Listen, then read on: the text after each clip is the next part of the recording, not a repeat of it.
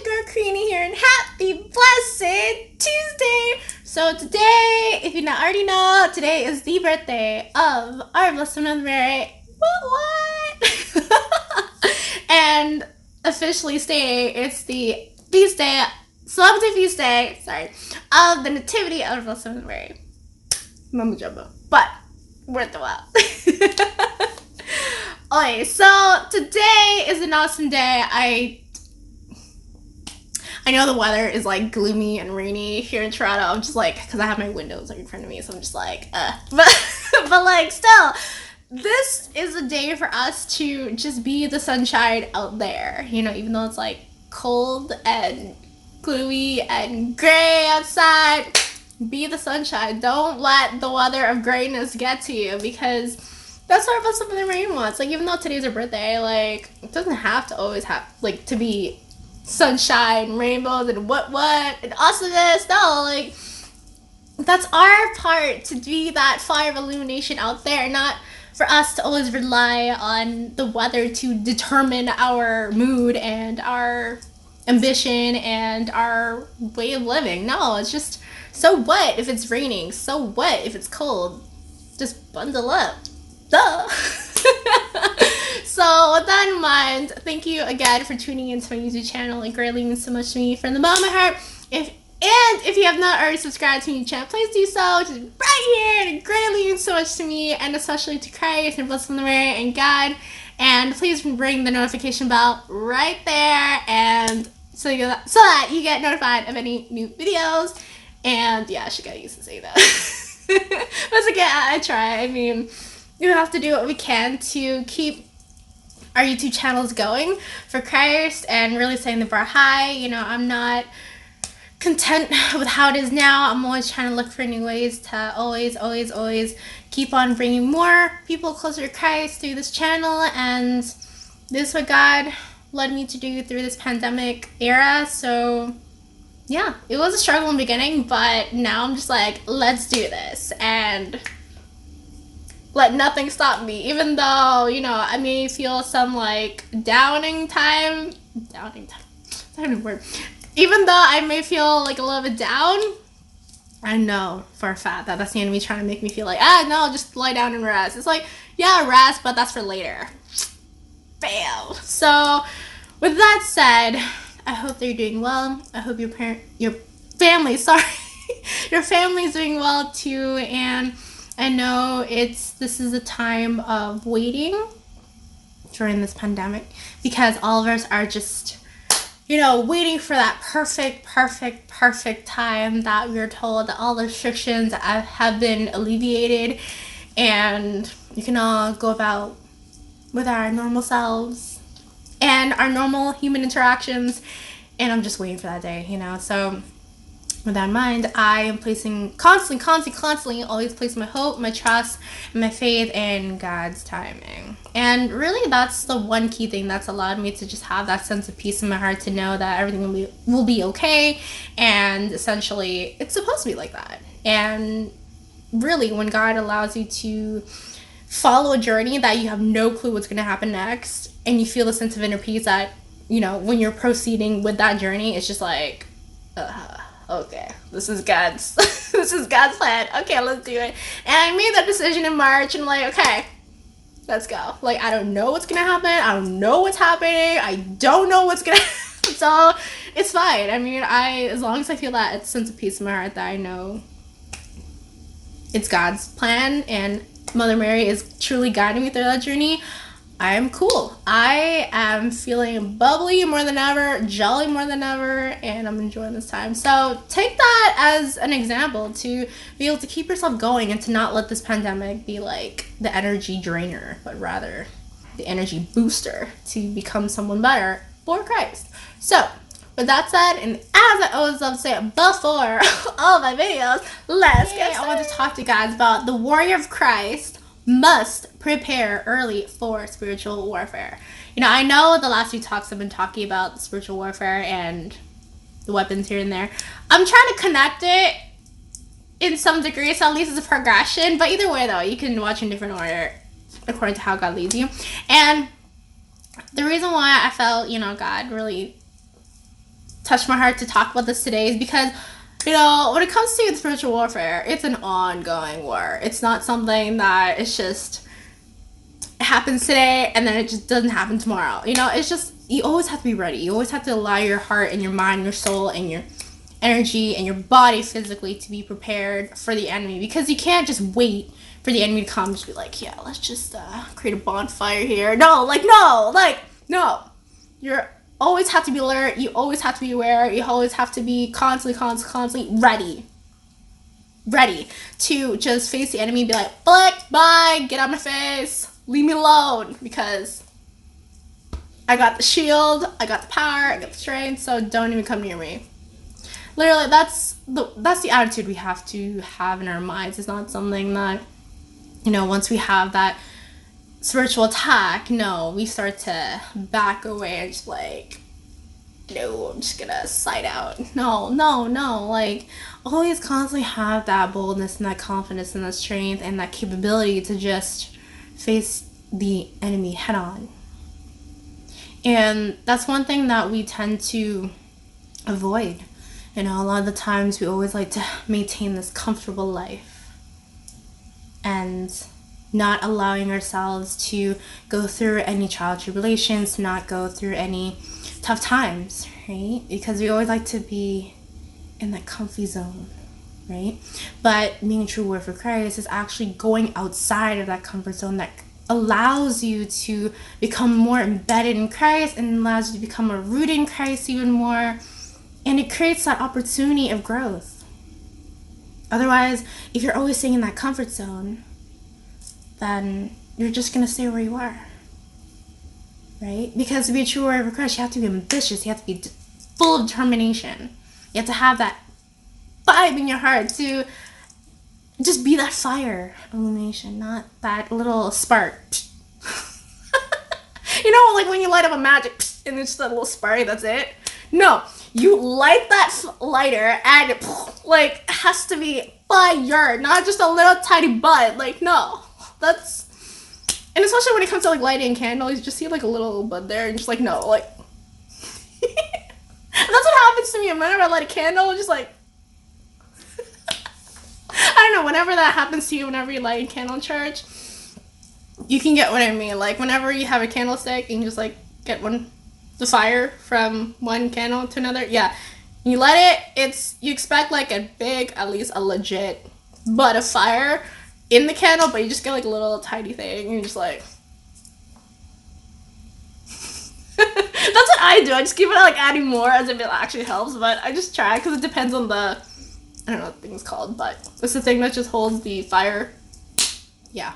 So anyways, you get what I mean. Like we have to be that huge fire for Christ. We can't, the fire of illumination, not the fire of destruction that just destroys and corrupts people, which is what the enemy loves to do, but the fire of illumination that enlightens people's minds, that enlightens people to be closer to Christ, and enlightens people to spread that love and mercy of God to everybody in this world.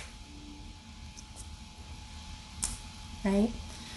And essentially, with that in mind, there's always the enemy that's always just trying to extinguish that fire within us all the time.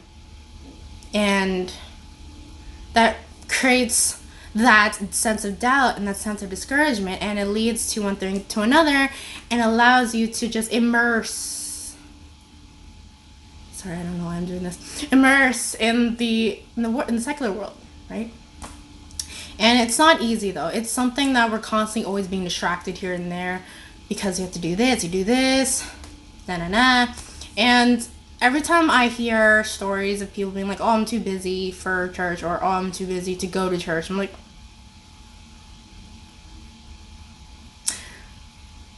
I feel more than accountable to save that person's soul in what way. But I don't want to, like, really, when it comes to hearing stories like that, we have to be taking full account, you know, of ourselves to actually do something about it, to lighten the person's heart, to go to church, make a way. You know, there's no such thing as I don't have time for Christ, or I don't have time for God, or I don't have time for Blessed Mother Mary. There's no such thing. Really, like, no person's busy unless they want to be. Like, really, they will make a time regardless. So there's no such thing as busy, because if you really want to make that effort, you will. And I firmly believe that. So that's why when people say, oh, I'm too busy, it's just like, well, it's more like selectively wanting to do what you want to do, right? So in correlation to about Christ and preparing yourself early for the spiritual warfare, always create time for Christ. Go to church physically if you can, because there's nothing better than online. As I said in my last talk, there's nothing better. There's nothing better than in-person mass. I think I said that wrong like 2 seconds ago. But yeah, there's nothing better than in-person mass, because you're in the presence of Christ. You're in the presence of God physically. And so it also ties in your mentality to also focus in on Christ as well, because you're right there. Like, I highly recommend you sit in the front seat, front pew, no distractions, just you, Christ. That's it. There's no like heads in the front of you or just kind of like distracting you and whatnot.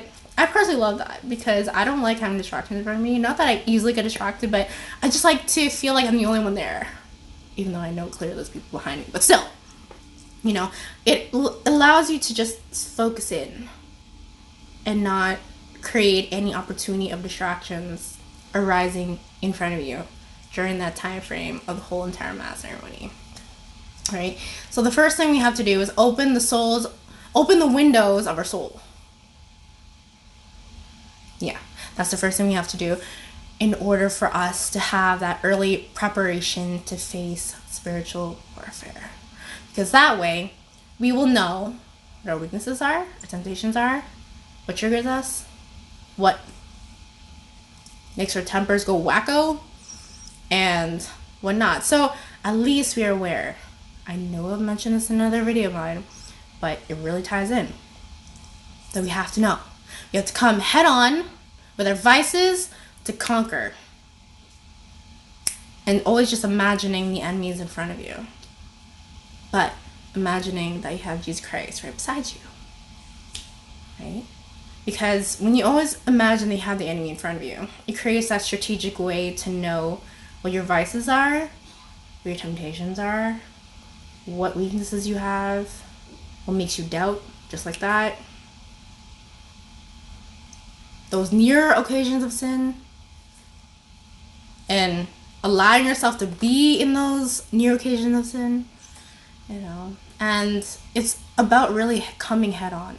And essentially it ties into your sense of pride, because a lot of us, we're all human, right? We all have our sense of pride that we just like, oh, I don't need to face my problems because I'm too good for that. Well, I think that's extreme, but I'm just saying we all have that level and that degree of pride that we're all afraid to face head on. And that's why we need to humble ourselves in front of God, in front of Christ, and our Blessed Mother Mary, and constantly seeking the graces of our Blessed Mother Mary, so that you will be always full of grace to be fully humble in front of Christ. And then from that point on, allowing ourselves to fully conquer our vices and all of our weaknesses or temptations, anything, so that you're prepared. So if the enemy tries to use like one of your vices or one of your temptations, one of your weaknesses, or tries to place you in one of those near occasion of sin, you're good to go. You're alert. You spotted it. You already acknowledged it. You recognized it. So you can be like, nope. Spiritual warfare, spiritual battle, spiritual attack right there. Ring, ring, ring. Sirens should be like rolling in your head right now. And you know what to do. Which is, you run to Blessed Mary, you run to Jesus Christ, you run to God, and you seek for that help. And you seek for that refuge. So that the enemy will just flee from you. And be like, I'm out of here. Nope, I'll try again another day. Because the enemy doesn't flee. When that happens, though, we cannot be afraid. We cannot. We cannot be afraid. We cannot become cowardly. We can't become a chicken, basically, and be like, I'm scared. No. You face the enemy head on and be like, nope, I got this. And too bad.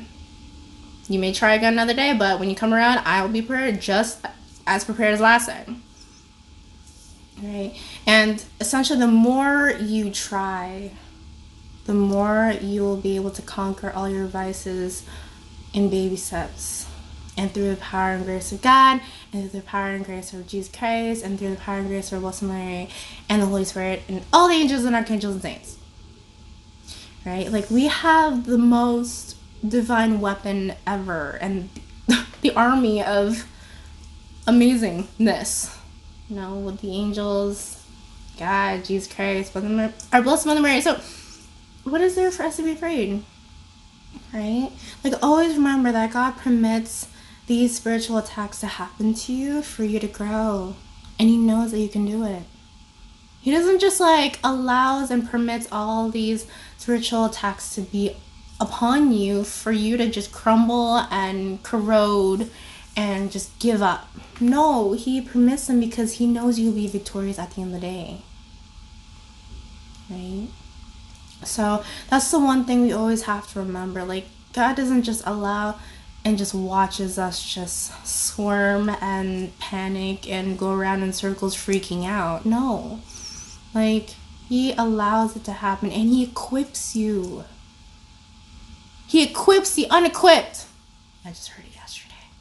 And I want to, like, it just popped in my head just now, so thank you. But yeah, it's just, He equips the unequipped. And it's very true because, you know, with the saints too, they went through their mumbo jumbo of their spiritual warfare and their spiritual battles, and you're having a party with Jesus Christ, and they're having a party with God up there. So, and they went through it, and they did it, and they're victorious, and they knew that being that fire of illumination of Christ to the world is well worth it, because the rewards are so beyond our human comprehension that we as humans are just stubborn. We think that, like, the happiness of this world is what we should be aiming for, like our social status, our wealth, our all that stuff, right? But it just leads to emptiness, just temporal happiness. Temporal doesn't last long, because it's that constant cycle of just chasing here and there, and it leads to nowhere, right? And the enemy loves to just distract us like that, so that we will fall off stray and we will just be distracted from Christ and allowing ourselves to just not focus on Christ anymore. And that's clearly his goal, especially when you're doing something beyond your own comfort zone. The more reason the enemy is going to be attacking you even more. But as I said in my previous videos, take that as a reminder for you to know that you're doing something right. And take that as an opportunity to prove to God and to show God your love to Him, that this battle I will win for you, because you gave me the strength, the confidence, and the power to be victorious over this specific battle, right? So really, like, I'm pretty sure you know, like, God calls you by name and the devil calls you by sin.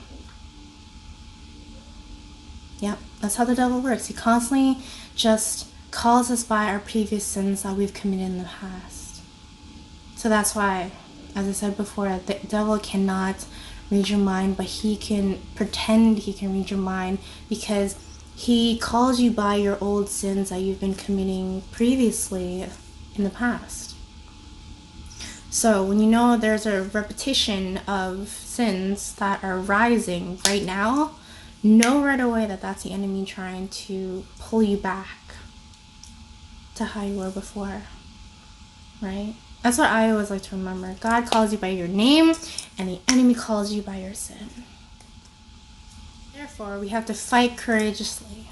We have to fight courageously and know that we have to not forget about neglecting our times of mortifying ourselves, because during those spiritual battles, we have to constantly always allow those habits, those inclinations to sin to be eradicated from our lives, so that we will constantly be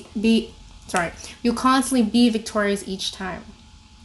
because this is a war that will keep on happening, will keep on going. So that's why we constantly always have to be ready each time by always being prepared. So therefore, always having those times of mortifying yourself is very important, so that when the enemy tries to come around again, you know how to fight it. Like, fight it full on, right? And not doubting yourself that, oh, is it just me, or just, no, you know right away. And that's how it's supposed to be. Like, eradicating our habits and our inclinations to sin is a way to gain victory, and also acquiring the kingdom of heaven, and therefore uniting our soul to God forever. I know it sounds all like, whoa, yeah. Well, it is true.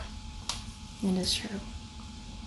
That's why when it comes to that early preparation and being a true work for Christ, and then facing those spiritual warfares, you have to have those constant times of mortifying yourself, so that those habits, those inclinations, those temptations that the enemy will try to use against you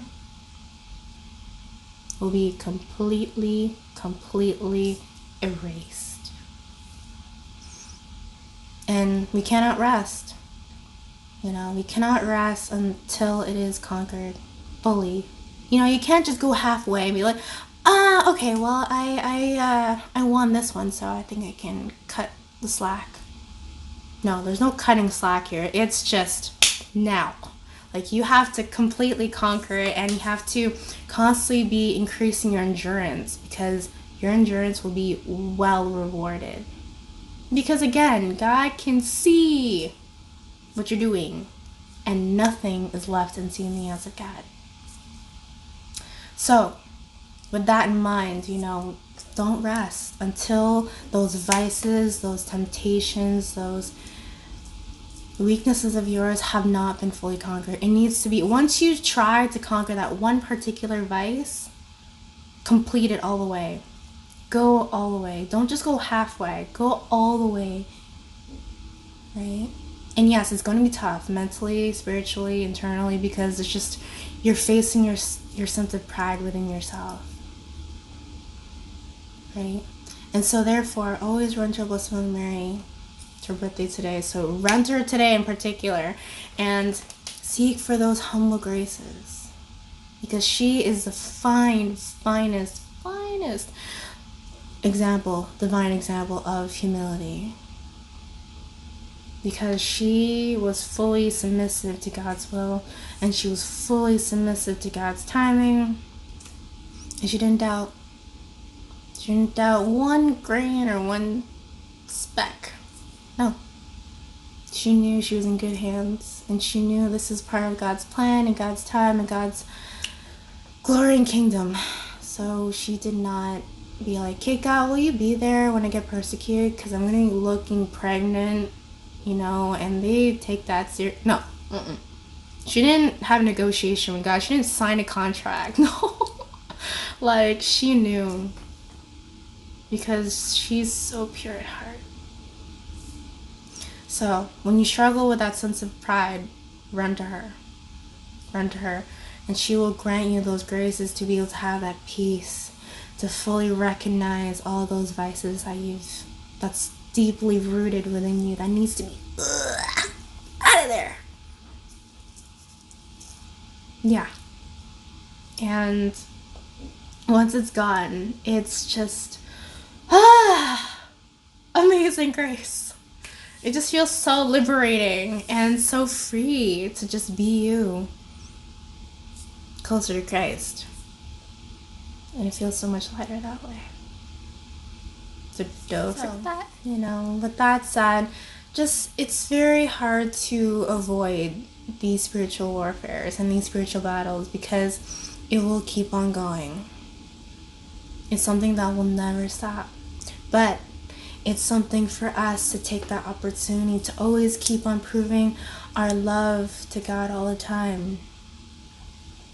And it's that opportunity to grow in who you are, and growing in virtue, and allowing yourself to be better than who you were yesterday. And it's impossible to avoid the fight. It's it's legitly impossible to avoid this spiritual warfare fight.